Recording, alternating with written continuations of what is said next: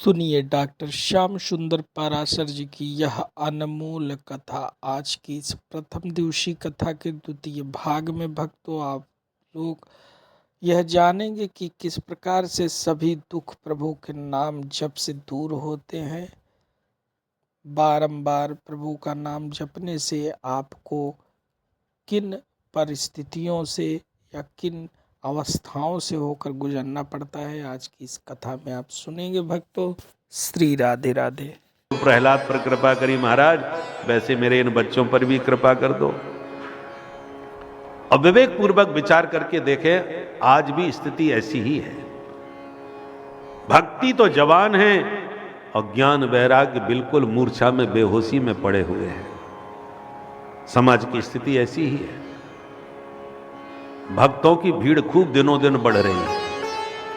पहले मंदिरों में गिने चुने भक्त दिखाई पड़ते थे। तीर्थाटन में, तीर्थ यात्रा में भी गिने चुने तीर्थयात्री जाते थे, जो पंडाओं के घर में ही रुक करके अपना निर्वाह करके चले आते थे, हैं तीर्थ पुरोहितों के यहाँ। आज देखिए, किसी भी धाम में, किसी भी तीर्थ में चले जाओ, भक्तों की भीड़ भरी पड़ी है। इसलिए बड़े बड़े होटल, धर्मशालाओं का तो जमाना खत्म हो गया। पहले लोग धर्मशाला बनाते थे तीर्थों में यात्रियों के लिए, अब तो वो जमाना खत्म। बड़े बड़े होटल बनने लगे और सब हाउसफुल चल रहे हैं। मंदिरों में जाओ, पहले बिहारी जी में हम लोग जाकर के वृंदावन में घंटों तक खूब पद पदावनियां बिहारी जी को सुनाते रहते थे और शयन के पद गा करके बिहारी जी को सुला करके आते थे। आज स्थिति यह है कि भीतर घुस गए जैसे तैसे, तो निकलने की जरूरत नहीं, अपने आप ही बाहर निकल जाओगे। जब रेला आएगा भक्तों का तो अपने आप ही धक्का मुक्की करते बाहर हो जाओगे। हर जगह भीड़ का, तो अब भीड़ कोई फालतू की तो नहीं है, सब भक्तों की ही भीड़ है भाई, भगवान के दर्शन करने आए। तो ऐसा नहीं लगता कि भक्ति जवान हो रही है। हर जगह भक्तों का बाहुल्य खुद दिखाई पड़ रहा है। किंतु विचार पूर्वक देखा जाए तो इन भक्तों की भीड़ में ज्ञान और वैराग्य दोनों ही पूरी तरह गायब है। कुछ भी ज्ञान नहीं है, शास्त्र का कोई ज्ञान नहीं है। यहां तक कि भागवत सुनने के बाद श्रोता स्वयं कहते, महाराज, कभी कभी कई श्रोता आके कहते, महाराज हमने आपकी भागवत गीता सुनी, बहुत आनंद आया। तो समझ में नहीं आता भागवत कही के गीता कही हमने। भागवत गीता बोलते हैं। अरे श्रीमद् भागवत अलग है, भगवत गीता अलग है। भगवत गीता महाभारत का अंश है। 700 श्लोकों में गोविंद ने अर्जुन को उपदेश दिया है, और श्रीमद् भागवत महापुराण है जो सुखदेव जी ने परीक्षित के माध्यम से सबको सुनाया है। हमको अपने सदग्रंथों का नाम भी शुद्ध नहीं मालूम, तो ग्रंथों को तो हमने क्या सुना पढ़ा होगा। ये तो हमारे ज्ञान की स्थिति है। कौन पूज्य है ये भी हमको नहीं मालूम, चाहे जिसकी पूजा हमसे करवा लो। बिहारी जी के भी दर्शन करने पहुंच जाएंगे, और हम जिसके आप ले जाना चाहो वहीं पहुंच जाएंगे। हरी चादर चढ़ाने के लिए भी हमें पहुंचा दो तो चले जाएंगे। अपूज्या यत्र पूज्यन्ते पूज्यानाम च व्यतिक्रमः त्रीण तस्य प्रजायन्ते दुर्भिक्षम मरणम भयम।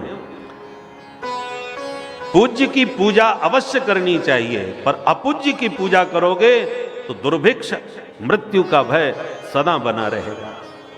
अपूज्य की पूजा नहीं करना चाहिए, और पूजनीय का कभी अनादर नहीं करना चाहिए। तो ज्ञान शून्य भक्ति है।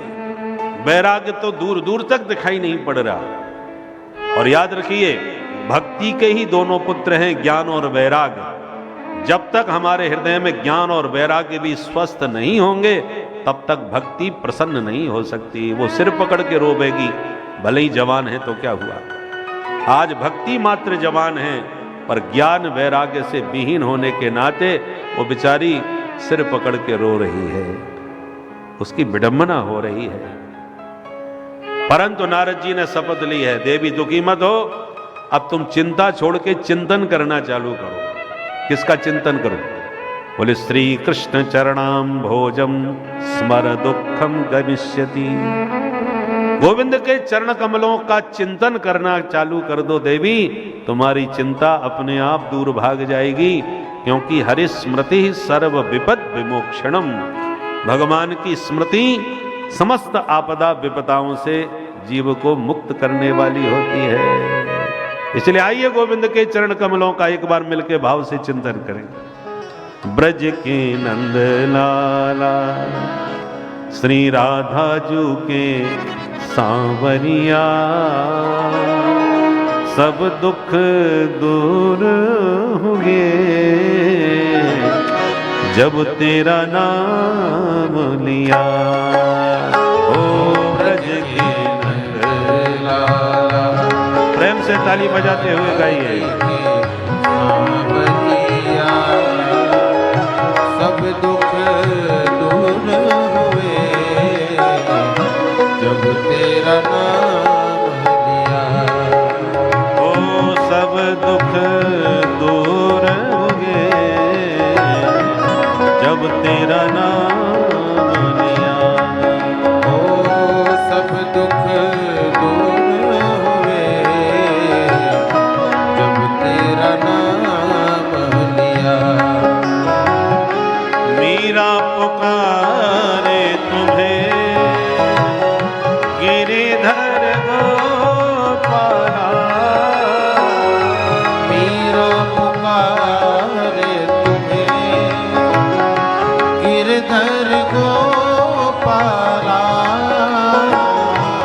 बन गया अमृत में विष का भरा प्याला, बन गया अमृत में विष का भरा प्याला। विष का भरा प्याला कौन मिटाए उसे जिसे तूने राख लिया। सब दुख दूर हुए जब तेरा नाम लिया। ओ ब्रज के नंद लाला श्री राधा जी के सांवरिया, सब दुख दूर हुए जब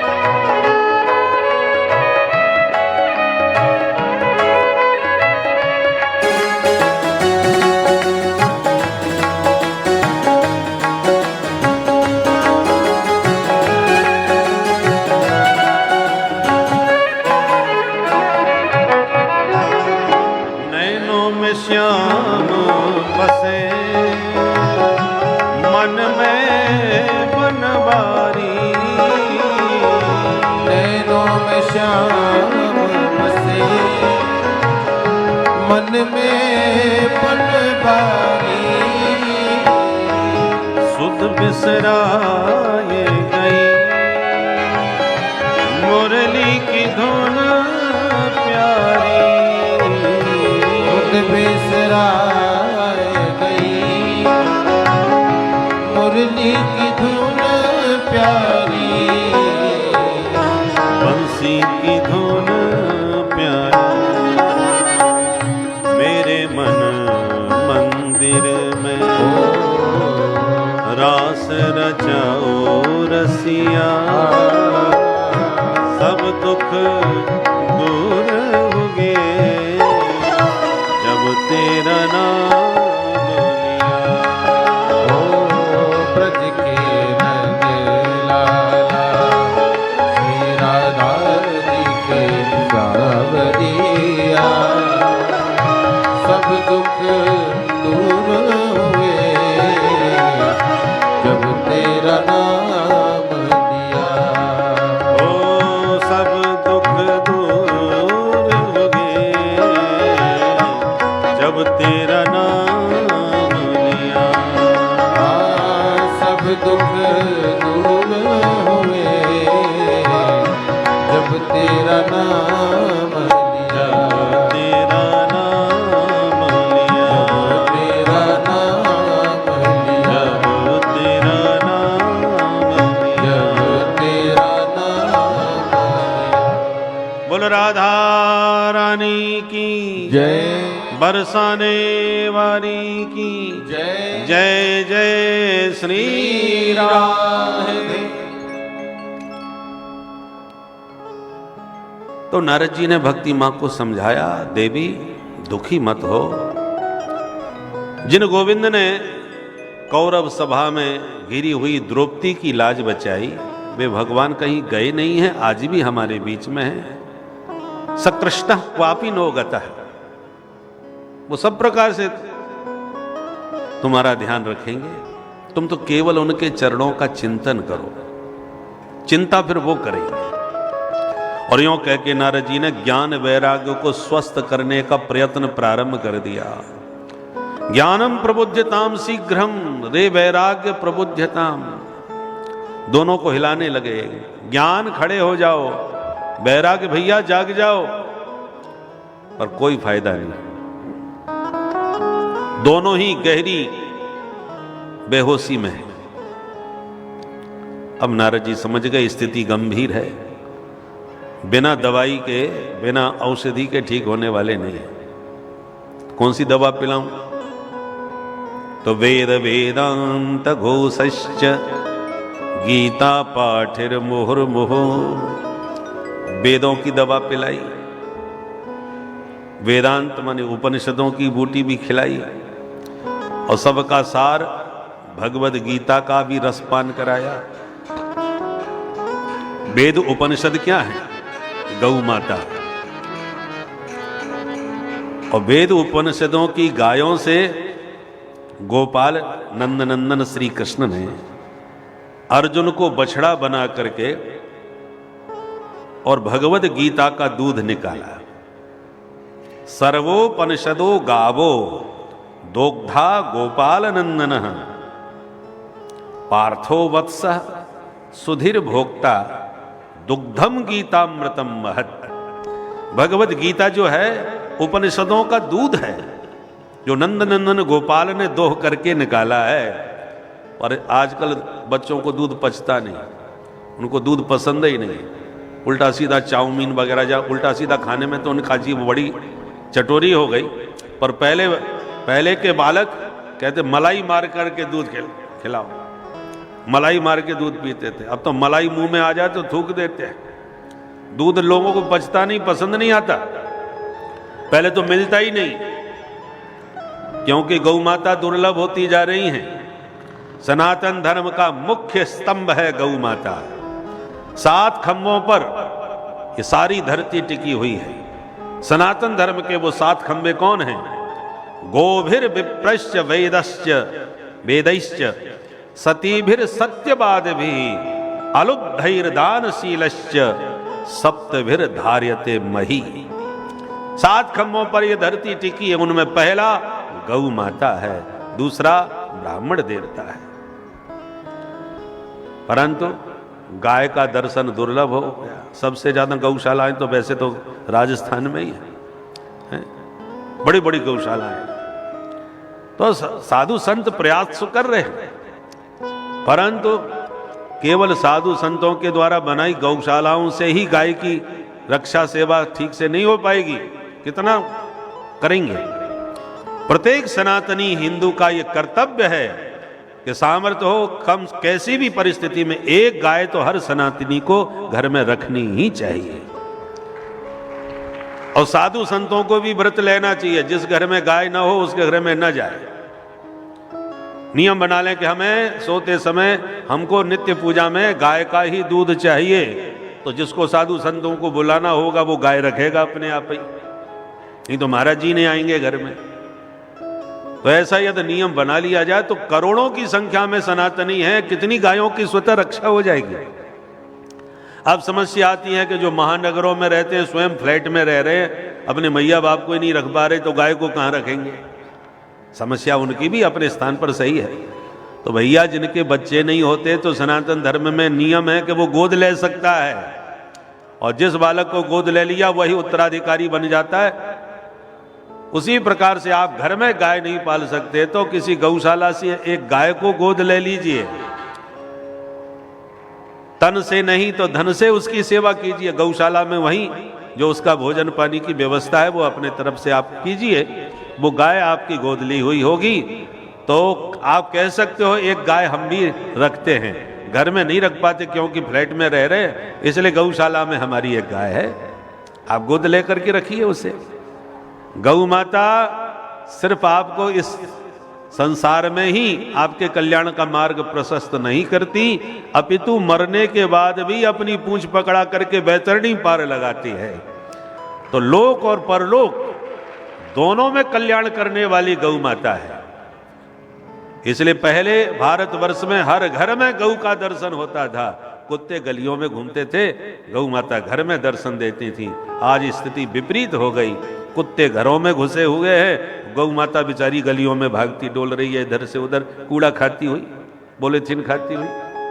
कैसी विडंबना, स्थिति विपरीत हो गई भारतवर्ष की। विपरीत परिणाम भी फिर सामने आ रहे हैं। जिस स्थान पर गौ माता रहती है उसकी सेवा होती है, वो तीर्थ स्थान बन जाता है। इसलिए पूजा के अवसर पर गोरज मांगी जाती है। कन्हैया पर जब भी संकट पड़ता था, मैया सबसे पहले कन्हैया को गोरज लगाती थी, गाय की पूंछ से झाड़ा मारती थी। आप आगे के प्रसंगों में सुनोगे। तो गौ के रहने से तीर्थ भूमि बन जाती है। और कुत्ते के बारे में कहा जाता है कि कुत्ता जिस वस्तु को छोले वो फिर पूजन के योग्य नहीं रह जाते। जिस घर में कुत्ता रहता है, घूमता है, उस घर की कोई भी वस्तु को देवी देवता स्वीकार नहीं करते, चाहे कोई भी वस्तु हो। इसका मतलब हमारे शास्त्रों ने कुत्ते से घृणा नहीं करी। शास्त्रों ने जहां यह कहा कि कुत्ते को घर में मत घुसाओ, नहीं तो देवी देवता तुम्हारी वस्तु को स्वीकार नहीं करेंगे, वही शास्त्र ये भी कह रहे हैं भोजन बनाते समय प्रतिदिन जो अंतिम रोटी बचे वो कुत्ते को खिलाओ।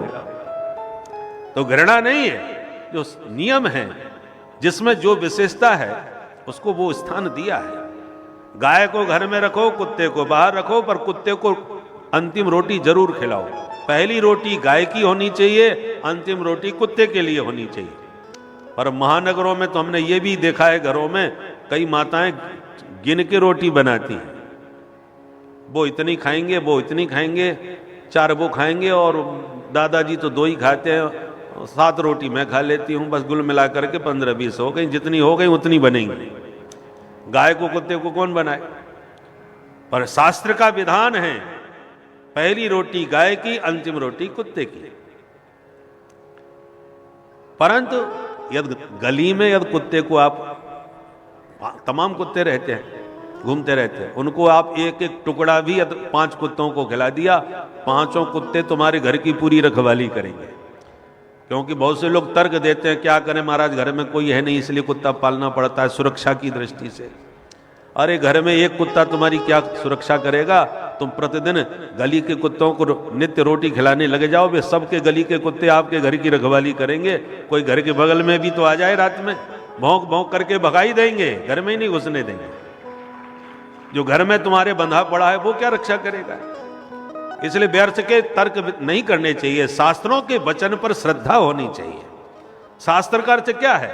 शासनात् त्रायते, जो शासन करे हमारे ऊपर और उसके शासन पर जो चले, उसके अनुशासन के अनुसार चले, उसका जो त्राण कर दे, कल्याण कर दे, उसका नाम है शास्त्र। तो जो शास्त्र कहे वो हमें मानना, उसका पालन करना चाहिए, उसका आचरण करना चाहिए। तो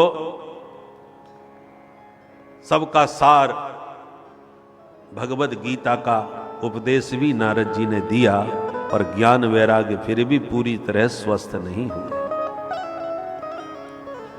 अब नारद जी सिर पकड़ के बैठ गए। इतना हैवी डोज दे दिया फिर भी फायदा नहीं हो रहा। अब इससे ज्यादा कीमती तो दवाई नहीं है हमारे पास। प्रस्थानत्रयी के बाद अब बचाई क्या है? चिंता में बैठ के क्या करूं? तो व्योम वाणी तदैवा भून मारे से खिद्यतामिति, आकाशवाणी हो गई। नारद जी आप बिल्कुल परेशान मत होइए, उद्यमः सफलस्तेयम भविष्यति न संशय, आपका उद्यम सफल होगा, इसमें कोई संदेह नहीं। नारद जी बोले पर सफलता तो नजर नहीं आ रही, जितनी हमारे पास जड़ी बूटी थी सब खिला पिला दी, कुछ फायदा नहीं हुआ। अब क्या करूं मैं, आप बताओ। आकाशवाणी ने कहा सत्कर्म करो तभी ये स्वस्थ होंगे।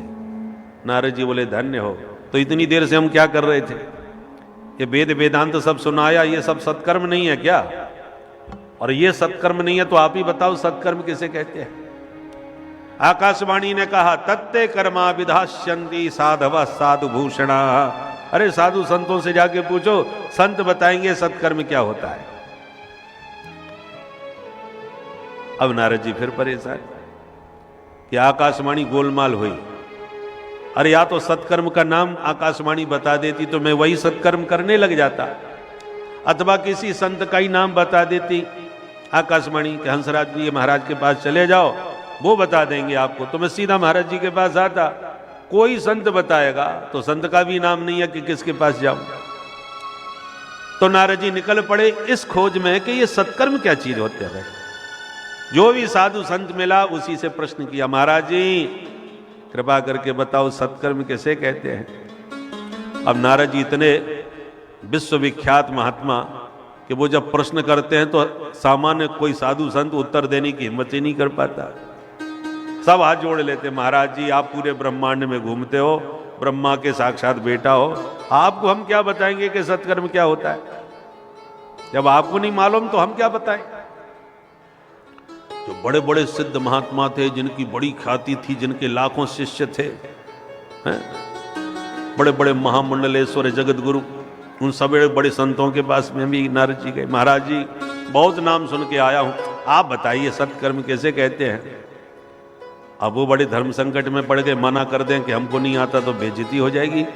उन्होंने इशारा कर दिया, आजकल हमारा मौन व्रत चल रहा है, मौन खुलेगा तब आइएगा फिर बताएंगे।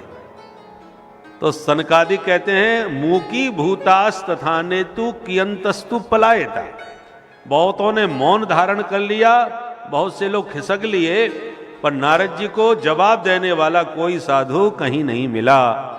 तब नारद जी ने फैसला किया कि अब हम किसी से नहीं पूछते, सीधे बद्रीनाथ में जाके भगवान नर नारायण से जानकारी लेके आ गया।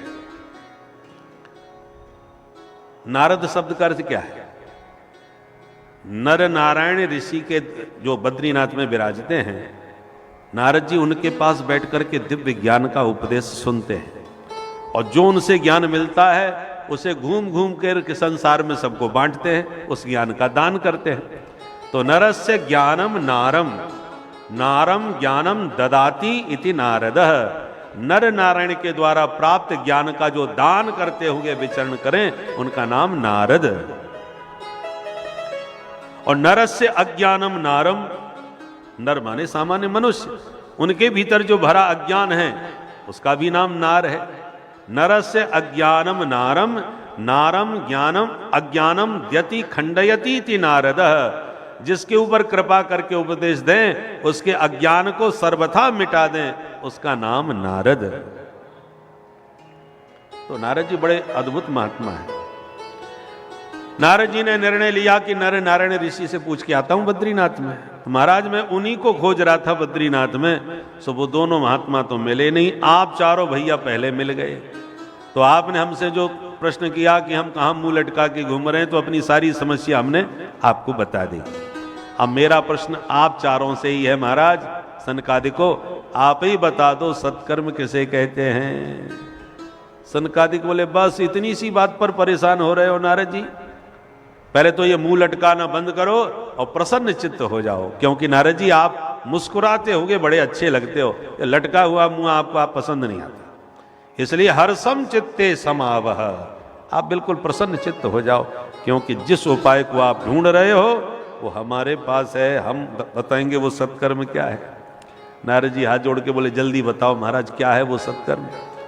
बोले वो सत्कर्म कोई और नहीं, श्रीमद् भागवतालाप सतगीत सुखादि भी। श्रीमद् भागवत महापुराण ही वो सत्कर्म है जिसका श्रवण करते ही ज्ञान वैराग्य स्वस्थ और मस्त होकर के मैया भक्ति के साथ ताता थैया करके नाचने लग जाएंगे, देखना आप। नारद जी बोले क्षमा करें महाराज, आपकी बात में हमें दम नजर नहीं आई। क्यों? बोले हम भी थोड़े बहुत पढ़े लिखे हैं। एक बात बताएं, हम और आप बीमार होते हैं तो डॉक्टर के पास जाते हैं, वो जो दवा दे देता है वही खा लेते हैं, तर्क, क्योंकि हम जानते ही नहीं दवा के बारे में कुछ, जो दे दो वो खा लिया। और डॉक्टर या तो स्वयं बीमार हो जाए और दूसरा डॉक्टर इलाज करे तो वो जरूर मीन मेक निकालेगा, इसकी जगह ये दवा क्यों नहीं, ये ज्यादा हैवी डोज नहीं हो जाएगा, क्योंकि जानकार है तो वो तर्क करेगा। तो नारद जी कहते हैं आप जो दवा बताओ वही खा लें, ऐसी बात नहीं, क्योंकि हम भी डॉक्टर हैं, हमने भी शास्त्र पढ़े हैं, और जिस भागवत की आप बात कर रहे हो कि भागवत ही वो सत्कर्म है, महाराज वो भागवत हमने भी पढ़ी अपने पूज्य पिता ब्रह्मा जी से, हमने ही व्यास जी को सुना करके उस भागवत का विस्तार करवाया है। और हम जानते हैं कि उस भागवत में वेदों के मंत्रों का ही तात्पर्य निहित है, इसलिए इसका शुभारंभ ही ब्रह्म सूत्र से हुआ है। जन्माद्यस्य यतः, ये ब्रह्म सूत्र है, इसी से शुभारंभ हुआ है। तो वेदों का भाष्य है श्रीमद् भागवत, और हम चारों वेद पहले ही सुनाए बैठे हैं महाराज। जब वेदों से ही कुछ नहीं हुआ तो उसी के भाष्य में श्रीमद् भागवत है, उससे क्या हो जाएगा। इसलिए आपकी बात में हमें कुछ दमखम नजर नहीं आती। सनकादिक हंसते हुए बोले नारद जी एक बात बताओ, आपने रसीला फल चूसा आम का, और फल चूसने के बाद ये कहो कि जब फल में इतना रस भरा है तो इसके वृक्ष में कितना रस होगा। और फल को फेंक करके डायरेक्ट वृक्ष की डालियां पत्ते चबाने लगे जाओ तो क्या रस ज्यादा मिलेगा? कदापि नहीं। ज्यादा कोशिश करी तो बत्ती सी टूट के हाथ में आ जाएगी, पर डालियों को खाने से आपको रस नहीं मिलने वाला, क्योंकि रस उसके फल में ही होता है, वृक्ष में वो बात नहीं होती। जबकि उसी वृक्ष से फल निकला है जिसमें रस भरा हुआ है। उसी प्रकार वेद है वृक्ष और भागवत है उसका रसीला फल।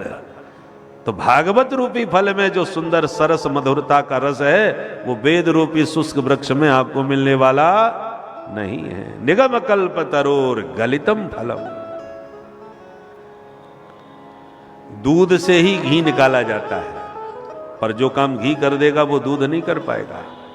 भंडारे में शुद्ध घी की पूड़ी बन रही है और इधर घी खत्म हो गया, तो कोई सज्जन तर्क करे घी खत्म हो गया तो क्या दूध तो भरा हुआ रखा है, दूध में ही पूड़ी निकाल लो, क्योंकि दूध तो घी का भी बाप है।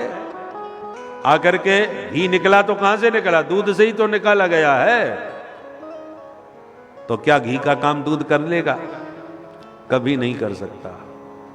अखंड दीपक घी से ही जलेगा, घी की जगह दूध डाल दो तो जलता हुआ दीपक भी बुझ जाएगा।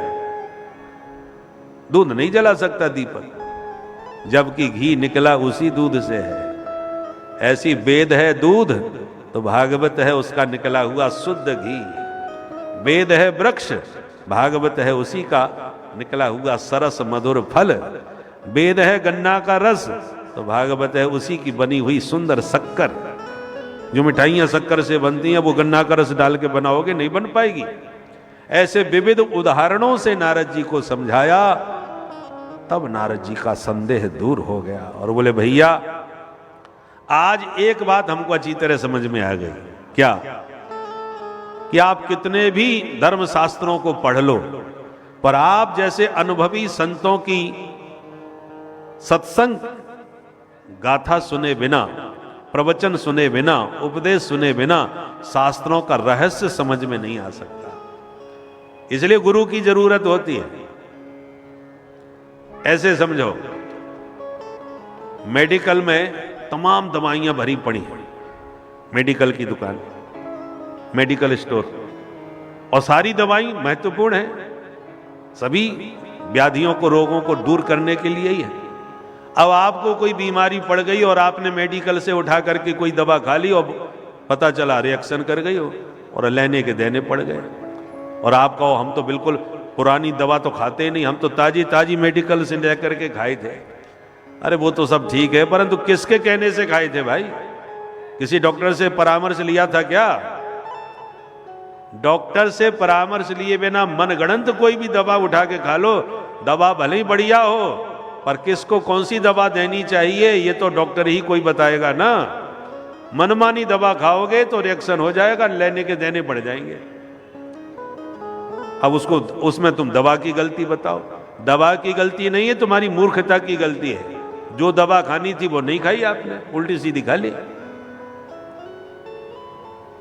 उसी प्रकार शास्त्रों में हर सिद्धांत की चर्चा है, हर मार्ग दिखाया गया है, ज्ञान मार्ग, कर्म मार्ग, योग मार्ग, भक्ति मार्ग।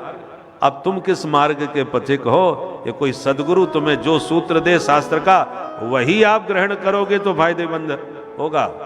मनमानी बातें आप शास्त्र से पढ़ करके उल्टा सीधा कर्म करोगे तो गड़बड़ा जाएगा मामला। समुद्र से पानी खींचते हैं बादल और रिमझिम करके बरसाते हैं, तो वो बरसात का पानी बड़ा स्वादिष्ट होता है, पीने योग्य होता है। परंतु आप डायरेक्ट समुद्र से पानी पीने चले जाओ तो इतना खारा होता है कि आप आचमन भी नहीं कर पाओगे, पीना तो बहुत दूर की बात है। समुद्र में पानी तो भरपूर है, पर देखने में ही प्यारा है, पानी पूरा खारा है। उसी पानी को मेघों के माध्यम से पियोगे तो पेय बनेगा, डायरेक्ट पियोगे तो मुंह खराब हो जाएगा। शास्त्र भी समुद्र हैं। इन शास्त्रों के समुद्र से बड़े बड़े संत और विद्वान चिंतन मंथन अध्ययन करके सूत्र निकालते हैं, फिर प्रवचनों के द्वारा आपको परोसते हैं। तो प्रवचनों में सुनी हुई बात एक एक हमारे हृदय में उतर जाती है, समझ में आ जाती है। पर जब पढ़ने बैठते हैं तो कई बात पढ़ने से हमारी बुद्धि में भ्रम पैदा हो जाता है। हमने वहाँ ये पढ़ा, हमने वहाँ ये पढ़ा, अब ये सही बात है कि वो सही बात है, भैया हमारी तो बुद्धि गड़बड़ा गई। और बहुत से लोग पढ़ करके अपनी बुद्धि खराब कर लेते हैं।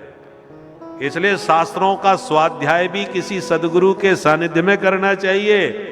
मनमुखी ढंग से शास्त्र पढ़ोगे तो बुद्धि भी गड़बड़ा जाएगी। जैसे बिना डॉक्टर के मनमुखी दवा रिएक्शन कर जाती है, इसलिए हमारे ऋषियों ने गुरु की बड़ी महिमा गाई है। बिन गुरु भव निधि तरई न कोई, जो विरंच शंकर सम होई। कितने भी आप विद्वान समझदार हो, तो पर सदगुरु के बिना आपको भवाटवी में भटकते देर नहीं लगेगी। सदगुरु के मार्गदर्शन की आवश्यकता है। पर आप जैसे संत सदगुरु ढूंढने पर नहीं मिलते, भगवान की कृपा से मिलते हैं। सत्संग भी आजकल शुद्ध नहीं रहा। चाहे जिसके यहां जाकर के सत्संग भी नहीं सुनना चाहिए, क्योंकि इतने मनमुखी पंथ चल गए हैं कि आपने उन मनमुखी लोगों की सत्संग में आकर के चर्चा सुन ली तो और रही सही बुद्धि और गड़बड़ा जाएगी। प्रकट किए बहुपंथ। इसलिए सत्संग जो शुद्ध हो, जो परंपरा प्राप्त हो, सच्चे साधु का हो, वो सत्संग भगवान की कृपा और अपने आपके सौभाग्य से प्राप्त होता है। भाग्योदयेन बहु जन्म समर्जितेन सत्संगमं च लभते पुरुषो यदा वै अज्ञान हेतु कृतमोह मदान्धकार ना संविधाय हितदो दयते विवेक। इसी का अनुवाद गोस्वामी जी रामचरितमानस में करते हैं। बिनु सत्संग विवेक न होई, बिनु सत्संग विवेक न होई, राम कृपा बिनु सुलभ न सोई, राम कृपा बिनु सुलभ न सोई, आवत एहि सर अति कठिनाई, आवत ही सर अति कठिनाई, राम कृपा बिनु आव न जाई, राम कृपा बिनु आप न जाई, राम कृपा बिनु आव न जाई, राम कृपा बिनु आप न जाई।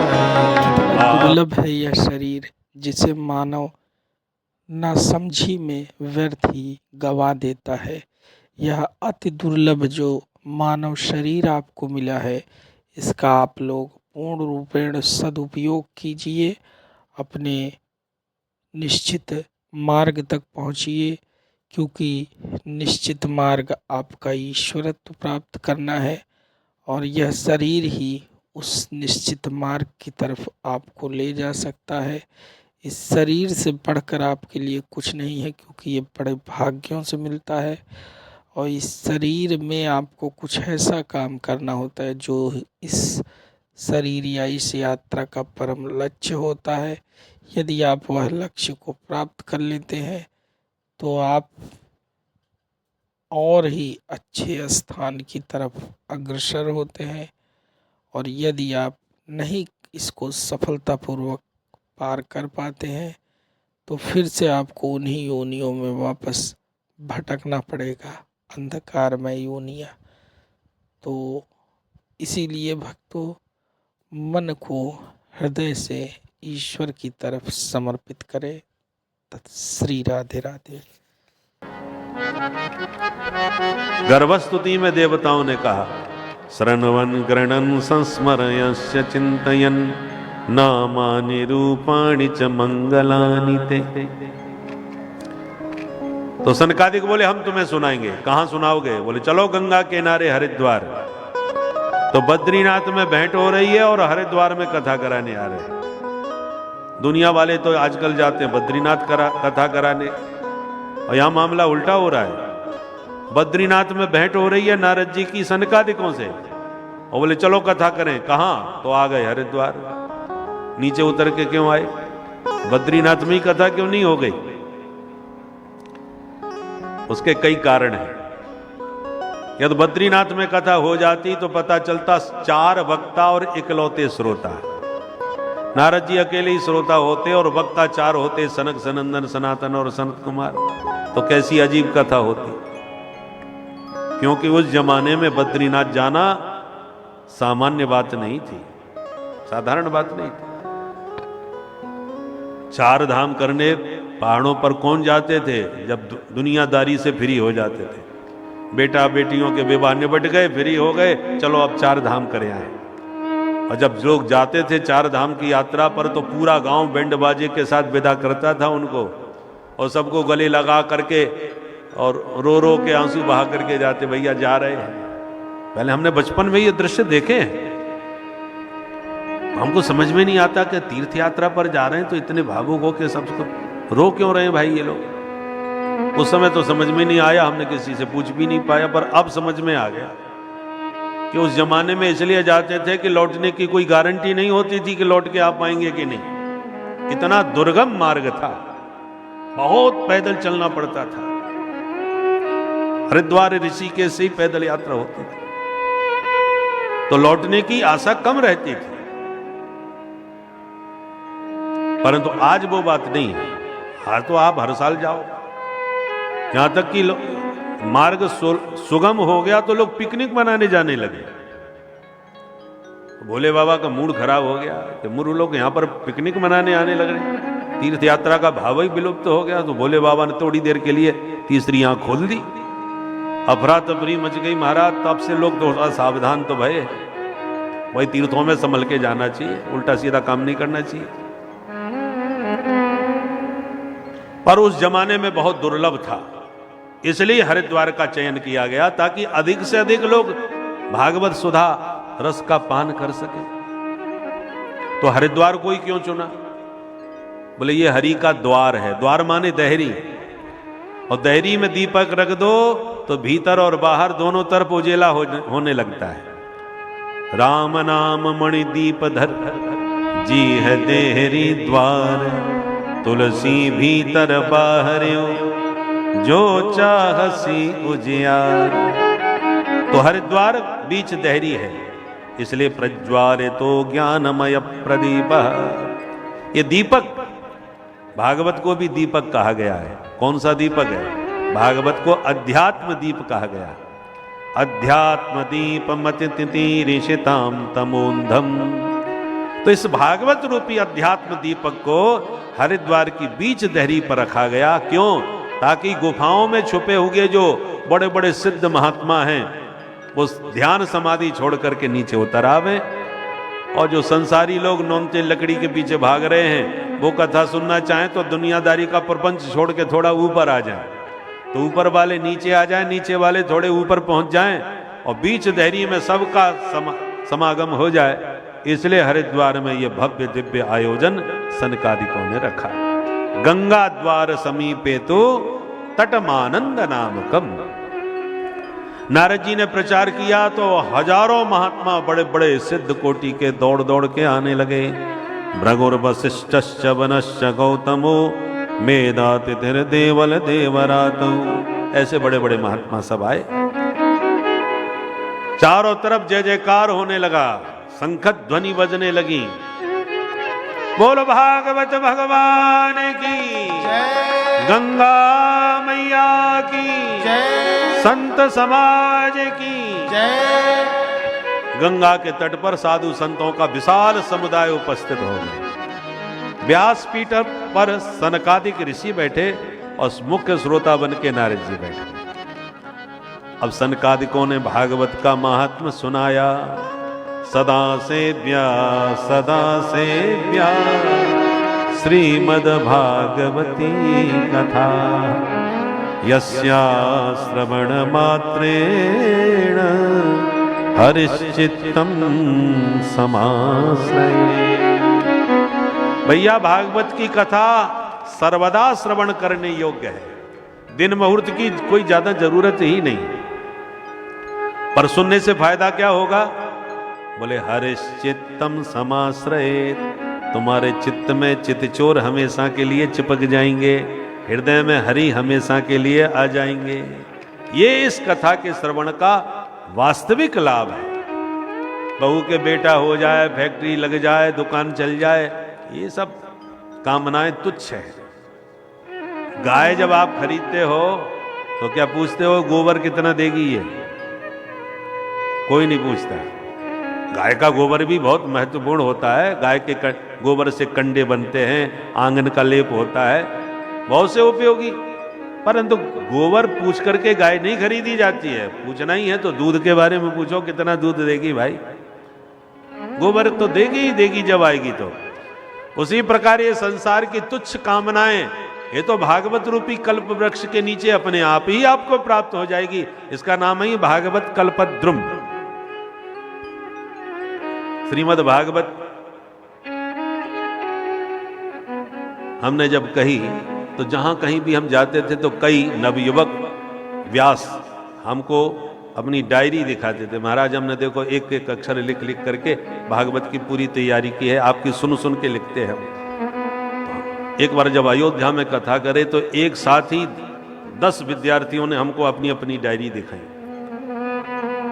हमने कहा भाई कैसेट से, उस जमाने कैसेट का ही जमाना था, तो कैसेट सुन सुन करके और फिर बार बार रोक रोक करके लिखना कितना परिश्रम का काम है, तो क्यों ना इसको छपवा दिया जाए। तो जिसकी लेखनी बहुत सुंदर थी उसी से हमने लेकर के उसको ग्रंथ के रूप में प्रकाशित करवा दिया। हमने सोचा इसका नाम क्या रखा जाए, तो पूरी पीठाधीश्वर पूज्य श्री स्वामी शंकराचार्य श्री स्वामी निश्चलानंद जी महाराज के सामने हमने ग्रंथ रखा। उन्होंने कहा, हमने कहा महाराज आप इसको नाम दीजिए। महाराज ने कहा 2 दिन बाद आइए, पहले हम थोड़ा देख तो ले। तो महाराज ने इसका अवलोकन किया, फिर प्रसन्नता के साथ 2 दिन बाद इसको नाम दिया भागवत कल्पद्रुम। ये पूज्य स्वामी जी का ही दिया हुआ नाम है, श्री शंकराचार्य भगवान का। तो उनके दिए हुए इस नाम से भागवत कल्पद्रुम। कल्पद्रुम माने कल्प वृक्ष। अब कल्प वृक्ष के बारे में दुनिया जानती है कि जो भी उसके नीचे बैठ के मांगो सब कुछ मिल जाता है। तो मांगना है तो कोई तगड़ी चीज मांगो, छोटी मोटी चीज क्या मांगना, नश्वर वस्तु क्या मांगना। चक्रवर्ती सम्राट प्रसन्न होकर किसी गरीब किसान से कहे बोल क्या चाहिए मांग, और भूखा गरीब ब्राह्मण वो किसान कहे महाराज मेरी गाय भूखी बंधी है, 1 पाला भूसा भिजवा दो। तो कितनी बड़ी मूर्खता है, सम्राट से भूसा मांग रहे हो। उसी प्रकार भागवत कल्प वृक्ष है, इससे तो आप नित्य वस्तु मांग सकते हो। ये तुच्छ अनित्य वस्तुओं को क्या मांगना। मांगना है तो साक्षात ठाकुर जी को मांगो। जगतपति को मांग लोगे तो जगत अपने आप मिल गया, अलग से कोई वस्तु मांगने की जरूरत ही नहीं रही। गाय को आपने ले लिया तो गोबर मूत्र दूध दही सब अपने आप मिल गया, उसको मांगने की क्या जरूरत है। हमारे बुंदेलखंड में प्राय पुराने जमाने में सभी लोग पत्तल के जो वृक्षों के पत्ते होते हैं उसी से पत्तल और दोने बनाए जाते थे। भंडारे में सब उसी में पाते थे।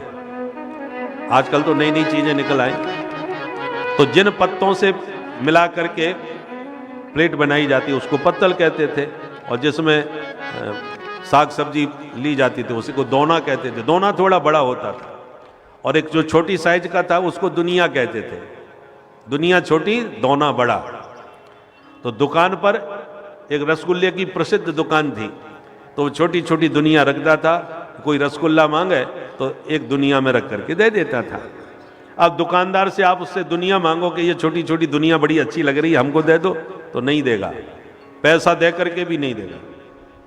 पर रसगुल्ला आप खरीदोगे तो दुनिया देनी नहीं पड़ेगी, दुनिया अपने आप ही आपको मिल जाएगी, क्योंकि दाम तो आप रसगुल्ला का दोगे और रसगुल्ला दुनिया में रख करके दिया जाता है, वो फ्री में मिल जाती है।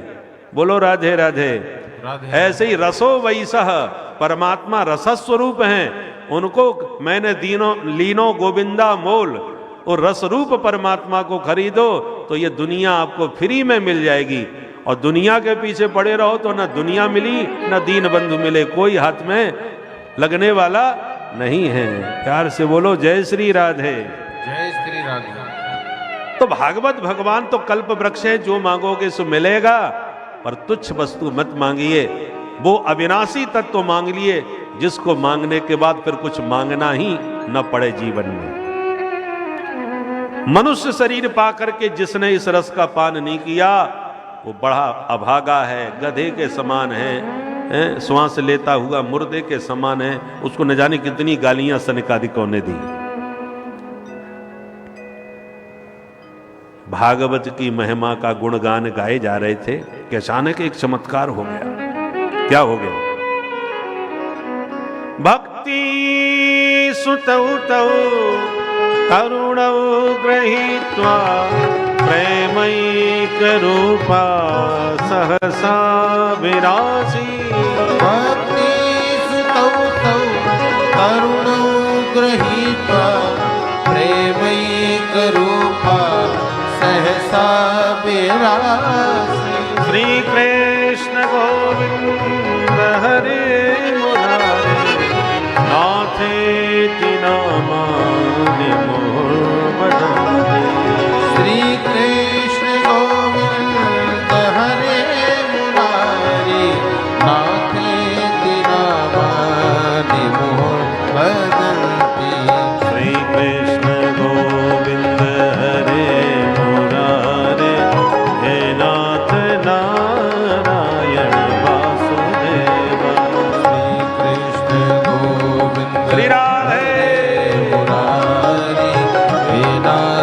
नारायण वासुदेवा हे नाथ नारायण वासुदेवा हे नाथ नारायण वासुदेवा हे नाथ नारायण वासुदेवा हे नाथ नारायण वासुदेवा हे नाथ नारायण वासुदेवा हे नाथ नारायण वासुदेवा हे नाथ नारायण वासुदेवा हे नाथ नारायण वासुदेवा हे नाथ नारायण वासुदेवा हे नाथ नारायण वासुदेवा जय जय श्री कृष्ण गोविंद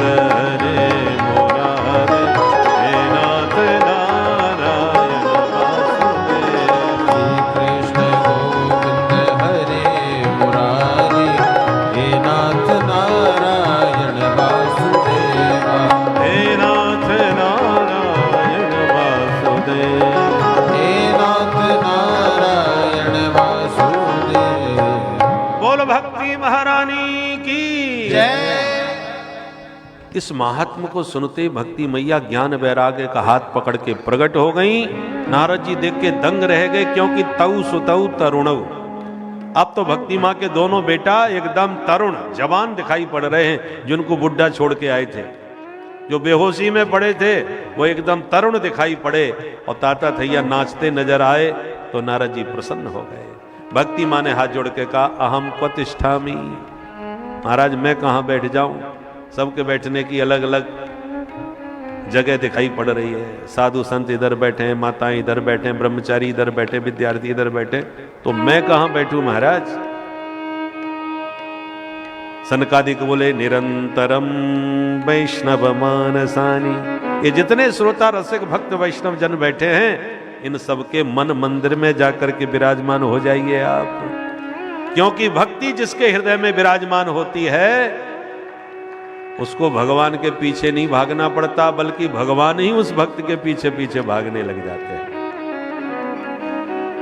सकल भुवन मध्य निर्धनास्ते धन्या निवसति हृदय श्री हरे भक्ति रेखा हरे निज लोकन सर्वथा तो विहाय प्रविशति हृदय तेषां भक्ति सूत्रोपनद्धा। त्रिभुवन में परम धन्य वही है जिसके हृदय में भक्ति माँ का निवास हो, क्योंकि भक्ति भगवान की प्रिया जी हैं। जहां भक्ति पहुंचती है भगवान उनके पीछे पीछे भागे भागे अपने आप ही चले आते हैं। राधे राधे जपो चले आएंगे बिहारी। राधा रानी के पीछे जैसे बिहारी जी भागे चले आते हैं, तो राधा रानी कौन है? भगवान की प्राण प्रिया भक्ति महारानी ही तो हैं। त्वया हूतस्तु भगवान यात नीचग्रहेष्वते त्वं तु भक्ति प्रियातस्य सततम प्राणतोधिका। भगवान की प्राण प्रिया भक्ति महारानी है। इसलिए गोस्वामी तुलसीदास जी महाराज भी सुंदरकांड के मंगलाचरण में कहते हैं कि हे प्रभु मुझे कुछ नहीं चाहिए आपसे, सत्य कह रहा हूं, और विश्वास ना हो तो आप अंतर्यामी हो, मेरे हृदय में घुस के देख लो। नान्या स्पृहा रघुपते हृदय स्मदीये सत्यम बदामि च भवान अखिलांतरात्मा। न अन्य स्पृहा, मेरे मन में किसी अन्य वस्तु की अपेक्षा नहीं है। सत्यम बदामि, मैं आपसे बिल्कुल सत्य कह रहा हूं महाराज, और मेरे वचन पर विश्वास ना हो तो भवान अखिलांतरात्मा, आप स्वयं सबके अंतर्यामी हो, भीतर ही घुसे बैठे हो, आप ही देख लो मैं भीतर से बोल रहा हूं कि ऊपर से।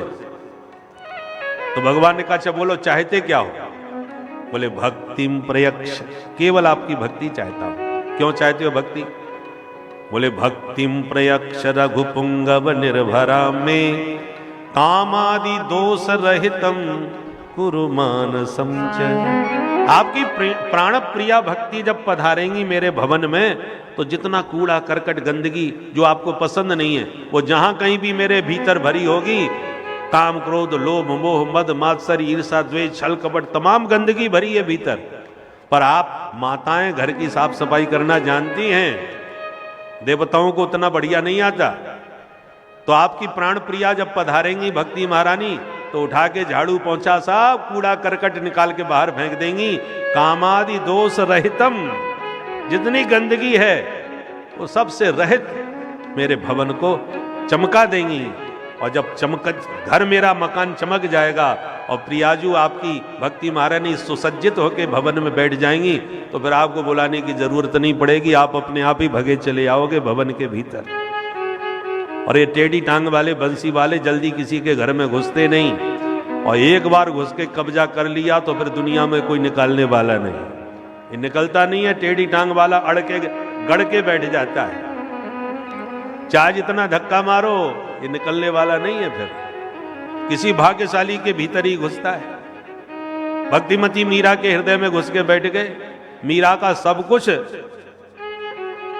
छुड़वा दिया, पर बंसी वाले ने नहीं छोड़ा, चित्त में चिपक के बैठ गया गिरधर गोपाल।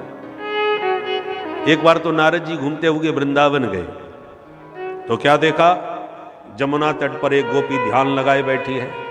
तो नारद जी को बड़ा कौतूहल हुआ कि जिस परमात्मा का ध्यान बड़े बड़े योगिंद्र मुनींद्र संत सन्यासी लगाते हैं, वो बंसी वाला तो इनके आगे पीछे नाचता डोल रहा है, उसको छोड़ के ये किसका ध्यान लगाने आई है। बड़े बड़े संत कहते हैं कृष्णात् परम किमपि तत्वम हम न जाने, कृष्ण के अतिरिक्त मैं किसी तत्व को नहीं जानता, तो ये किस तत्व का ध्यान लगा रही है। तो नारद जी उसके सामने जाके खड़े हो गए। ब्रज गोपी ने जब नेत्र खोले तो नारद जी को प्रणाम किया, महाराज दंडोत करूं। नारद जी बोले, देवी पहले ये बताओ किसका ध्यान कर रही थी। भोली भाली ब्रज की गोपी बोली, महाराज मैं का जानू ध्यान व्यान का होए, मैं तो आफत की मारी अपनी समस्या को समाधान खोज रही हूं बैठी बैठी। नारद जी बोले, क्या समस्या है तुम्हारी। बोले, बाबा समस्या मेरी बहुत तगड़ी है, आप समाधान कर सको तो सुनाऊं। नारद जी बोले, हमने दुनिया की बड़ी बड़ी समस्याओं का समाधान दिया है, क्या समस्या है हमें बताओ। गोपी बोली, तो सुनो बैठो महाराज। सबसे बड़ी समस्या है टेढ़ी टांग वालों, नंद को छोरा। बोले, ये क्या समस्या है। अरे महाराज मत पूछो, ये मेरे चित्त में ऐसो चिपक के बैठ गए हो कि जाके चक्कर में घर को कछु काम ही ठीक से ना हो गए। अब आगे पीछे की तो बहुत तेरी समस्या है, आप आज की यही सुन लो महाराज। आज मैं सवेरे सवेरे गैया धोवे गई, मैं गैया धो रही थी, इतने में नंद को छोरा आ गया, मुस्कुरा के दूर से खड़े होके बोलो, अरे भाभी सब रोज दूध दोह लेगी, मैं सवेरे को भूखो डोल रहा हूं, ने एक मोइये प्याय दे। मैं बोली, कन्हैया तू भूखो है, चल इतमाऊआ यहां बैठ जा। तो नंद को छोरा मेरे बगल में आके मुंह फाड़ के बैठ गए। मैंने बर्तन की जगह सवरो दूध वाके मोढ़े में धो दियो, मैं धोती गई, वो गटागट पीत हो गयो। और इतने में मेरी सास आई गई, सास देखते ही चिल्ला के बोली, हे भाग्यवान तेने सत्यानाश कर दियो सबरे दूध को, भांग पी के टोले सबरो दूध धरती में गिराई दियो। मैं हड़बड़ा के संभली और मैंने ध्यान से जब देखो तो सच में दूध धरती में पड़ो भयो है, वहां कोई नंद को छोरा ना है। वो मेरी कोरी कल्पना थी कि नंद के छोरा ने मोते यों कही और वो मुंह फाड़ के बैठ गयो, ये केवल मेरी परिकल्पना मात्र थी, वास्तव में वहां कोई नंद को छोरा ना है।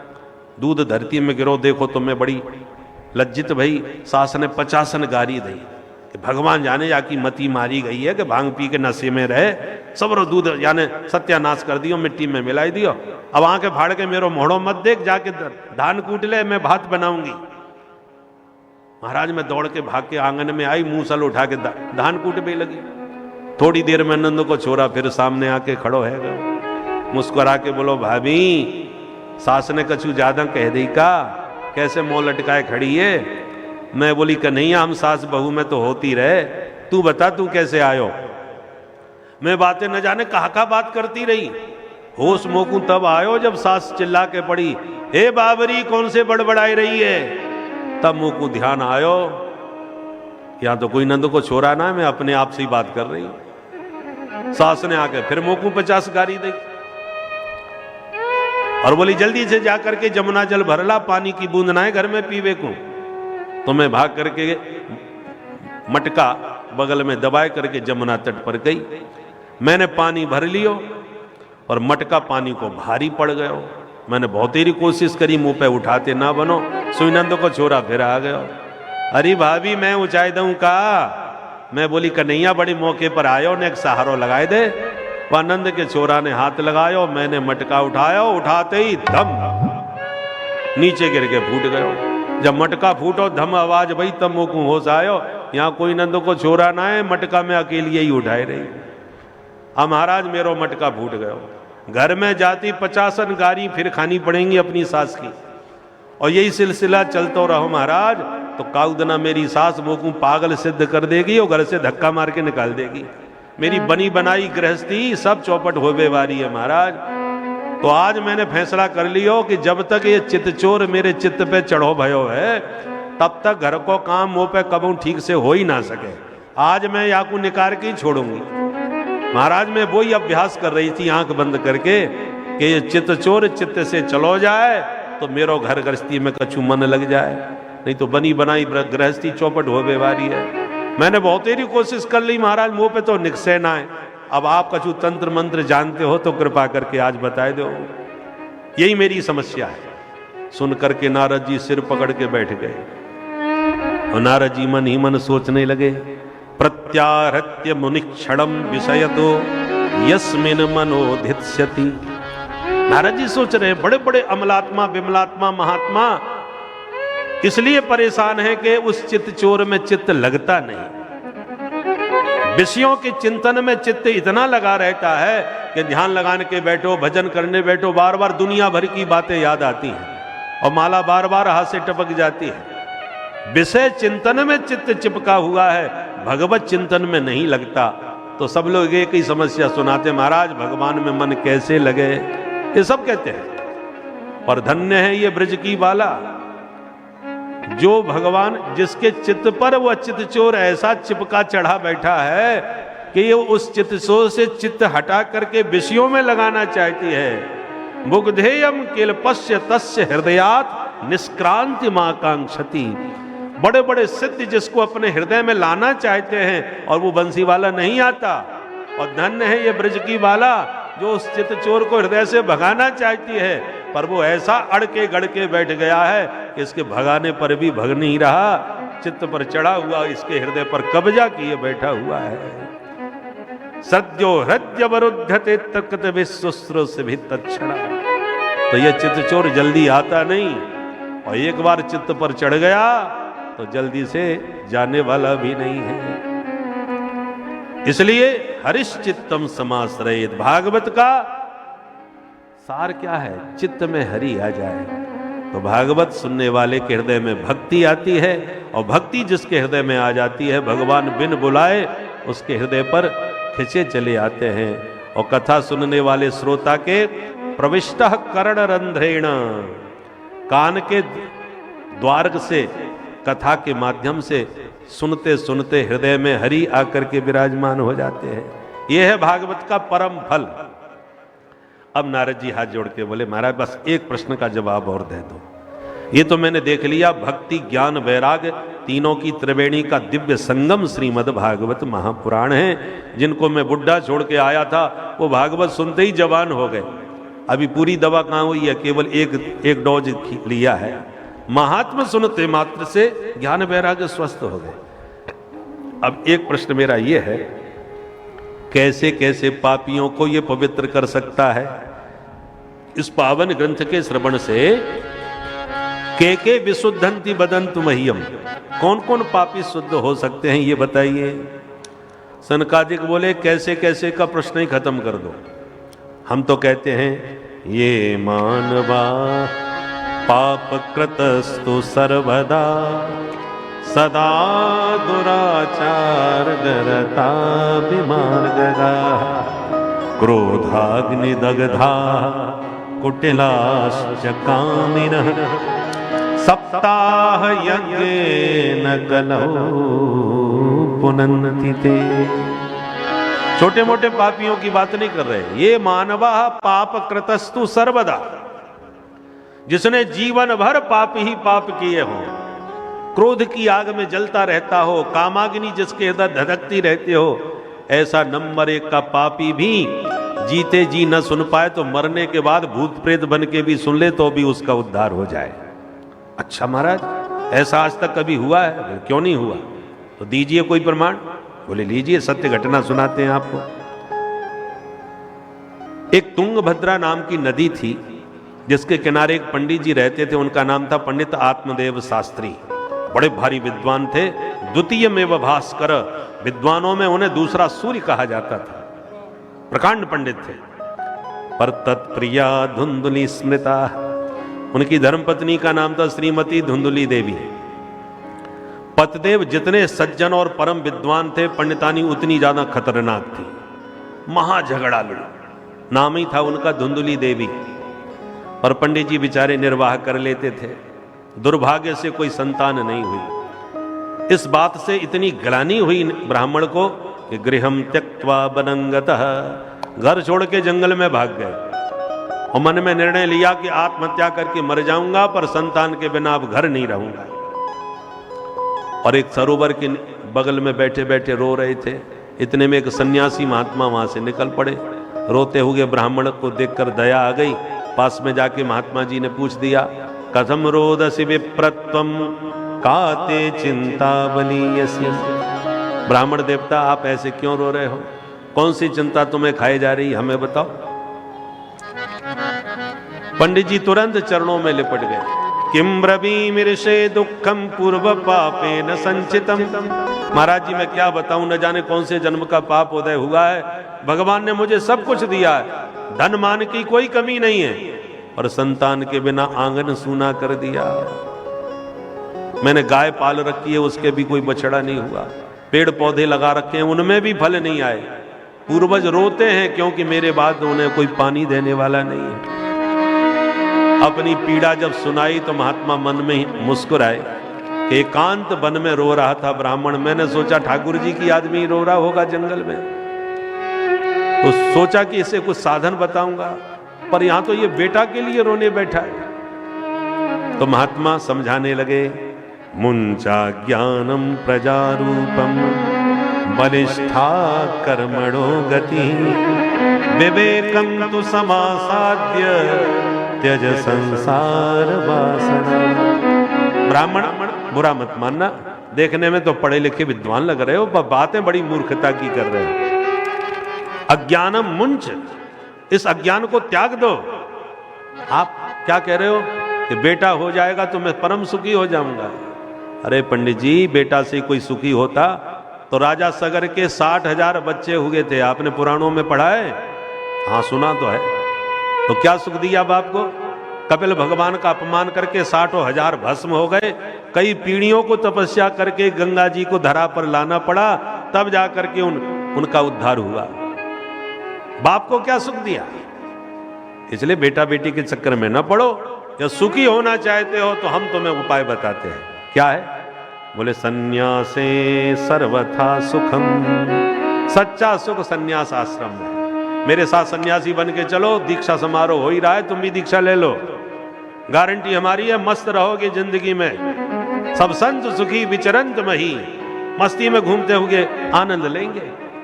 तो तुरंत पंडित जी भी पढ़े लिखे थे, हाथ जोड़ के बोले क्षमा करना महाराज जी, तुम बाबा बैरागी क्या जानो बेटे का सुख क्या होता है। अरे छोटे छोटे बच्चे जब गोद में खेलते हैं, बाबा बाबा पापा पापा करके तोतली वाणी में बोलते हैं, कितना आनंद आता है महाराज।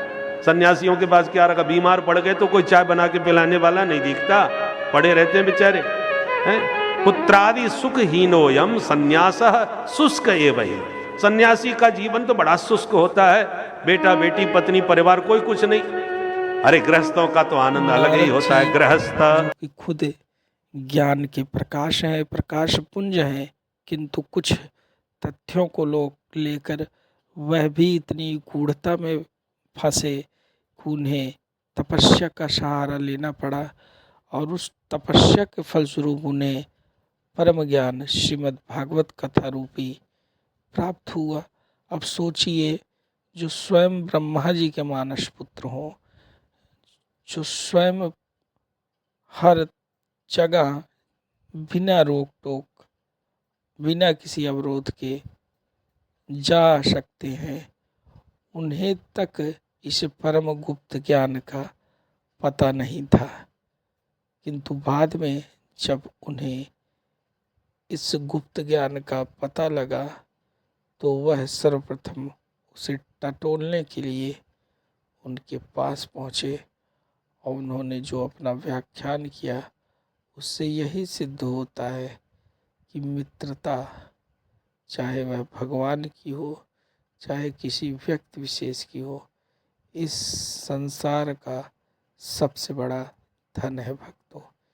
इसलिए आप लोग अपने अंतःकरण से इस द्वंद्व को निकाल कर भक्ति में या भक्ति की तरफ आकर्षित हों भक्तों। श्री राधे राधे। कपाल में क्या लिखा है वो नहीं मालूम, पर आपके चरणों में कपाल क्रिया कर लूंगा, यही मेरा कपाल फूट जाएगा, मैं तो मर जाऊंगा, पर आपको भी ब्रह्म हत्या लगेगी महाराज, याद रखना। अब महात्मा जी की धड़कन तेज हो गई। हे भगवान, कछु लेना न देना मगन रहना, मस्ती में जा रहे थे, अच्छी राम राम हो गई, ये तो मेरे कोई ब्रह्म हत्या लगा रहा है। सुनो पंडित जी, मुझे जाने दो, तुम्हें जो मर्जी आवे सो करते रहना। बोले नहीं, त्वदग्रे, तुम्हारे सामने ही मरूंगा और तुम्हारे सामने ही प्राण त्याग करके आपको ही ब्रह्म हत्या लगाऊंगा। अब महात्मा परेशान हो गए, अब क्या करें भैया, इसके भाग्य में है नहीं, मैं कहां से लाके दूं, और नहीं दिया तो सच में मर जाएगा, एक बार तो खोपड़ी फोड़ चुका है। तो भगवान का नाम लेके बगल में से एक फल निकाल के पंडित जी को पकड़ा दिया। सुनो सुनो पंडित जी, हम नहीं मान रहे तो ये फल ले जाओ और इदम भक्ष्य पत्न्या त्वम ततः पुत्रो भविष्यति, ये फल अपनी पत्नी को खिला देना, मेरा आशीर्वाद है, गारंटी से बेटा होगा। इतना सुनते ही महाराज नाचने लगे ब्राह्मण देवता। संत बड़े दयालु होते हैं, मुझे विश्वास था महाराज जी जरूर कृपा करेंगे मेरे ऊपर, बड़ी भारी कृपा महाराज, और जितने भी नियम हो सब बता दो, मैं सब कुछ करने को तैयार हूं। तो 2-4 नियम बता करके ब्राह्मण से पिंड छुड़ाया और पंडित जी भागे भागे फल लेके घर पहुंचे। हरी सुनती हो, देखो क्या लाया हूं आज। पंडितानी भीतर से भागती हुई आई, आज सवेरे से गायब हैं, लगता है कोई तगड़ा माल मिला है कहीं से। सो भागी भागी आई, क्या लाए हो जी? बोले देख कितना सुंदर फल है, फटाफट खा ले।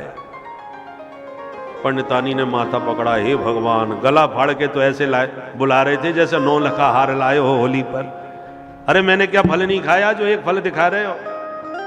पंडित जी बोले बाबरी, ऐसा वैसा फल नहीं है, इस फल को खाएगी तो गारंटी से बेटा होगा। बहुत बड़े सिद्ध महात्मा ने जंगल में प्राण की बाजी लगा दी, तब जाकर के ये आशीर्वाद में फल दिया है। आ तू फटाफट खा, बेटा होगा इससे।